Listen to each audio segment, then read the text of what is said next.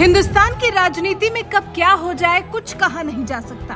तेल की कीमतें बढ़ने पर जहां विरोध जताने के लिए नेता घोड़े पर सवार होकर संसद पहुंच जाते हैं, तो वहीं अब दक्षिण के राज्य कर्नाटक में चड्ढी और निक्कर को लेकर बवाल छिड़ गया है। एक तरफ जहां देश की सबसे पुरानी पार्टी संघ और भाजपा का विरोध करने के लिए खाकी निक्कर फूंक रही है, तो वहीं दूसरी तरफ तमाम भाजपाई और संघ के लोग कांग्रेस को चड्ढी पर चड्ढी भेजने में लगे हुए हैं।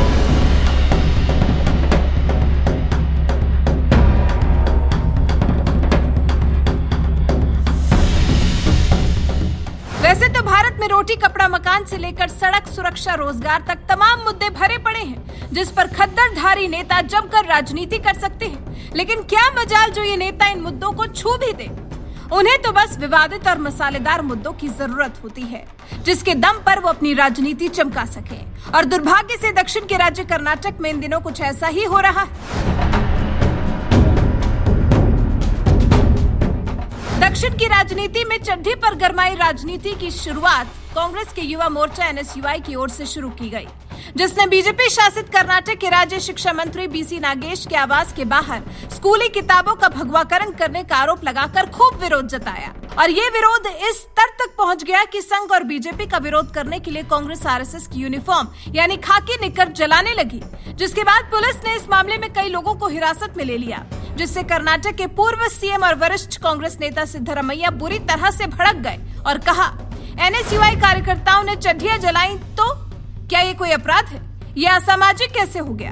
क्या सरकार के खिलाफ प्रदर्शन करना कानून का उल्लंघन है?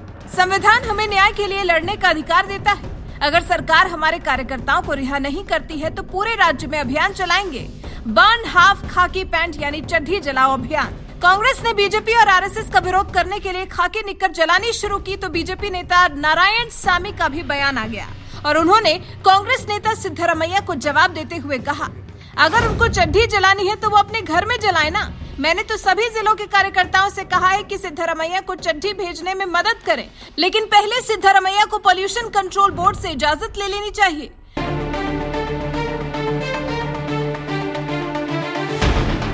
कांग्रेस और बीजेपी के दिग्गज नेताओं के बीच जहां जुबानी वार पलटवार चल रहा है, तो वहीं दूसरी तरफ बीजेपी और संघ के लोगों ने जबरदस्त पलटवार करते हुए कांग्रेस दफ्तर पर भेजने के लिए लोगों के घरों से चड्ढी जुटानी शुरू कर दी।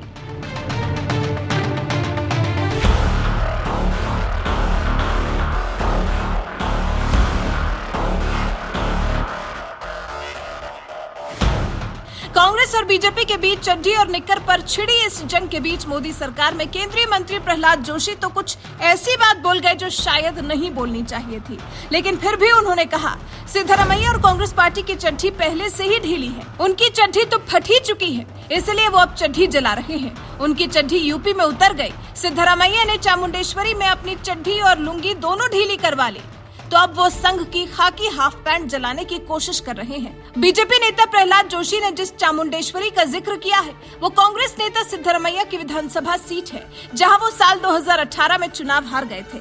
यही वजह है कि बीजेपी नेता प्रहलाद जोशी ने चामुंडेश्वरी का जिक्र कर सिद्धरमैया पर वार किया। वैसे एक बात और आपको बता दें, कर्नाटक में तो फिलहाल साल 2023 में विधानसभा चुनाव होने वाला है, लेकिन राज्य में माहौल अभी से बनने लगा है। इस राज्य में बीजेपी और कांग्रेस के साथ ही HD देवेगौड़ा की पार्टी जनता दल सेक्युलर यानी JDS के बीच तगड़ी लड़ाई देखने को मिलती है, लेकिन चड्ढी के मुद्दे पर फिलहाल कांग्रेस और बीजेपी के बीच जबरदस्त जंग छिड़ी है। अब देखना यह है कि इस चड्ढी युद्ध में विजयी कौन होता है।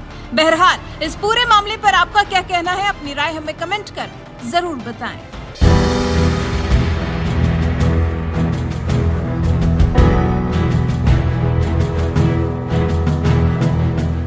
Siddharamaiya, he doesn't have any other subject, so he is talking about such things, and people of Karnataka are looking into all these things. We have to talk about Karnataka development, production, future of Karnataka. I think some good sense would prevail on him.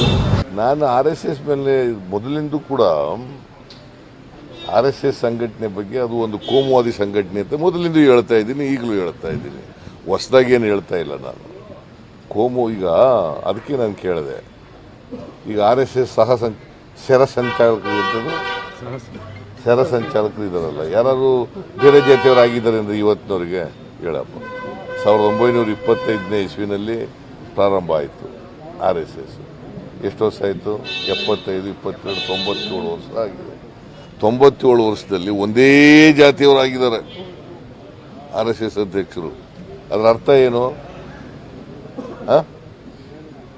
ಯಾಕೆ ಬೇರೆಯವ್ರಿಗೆ, ದಲಿತರಿಗೆ ಯಾಕೆ ಮಾಡಿಲ್ಲ, ಹಿಂದುಳಿದವ್ರನ್ನ ಯಾಕೆ ಮಾಡಿಲ್ಲ, ಅಲ್ಪಸಂಖ್ಯಾತರನ್ನ ಯಾಕೆ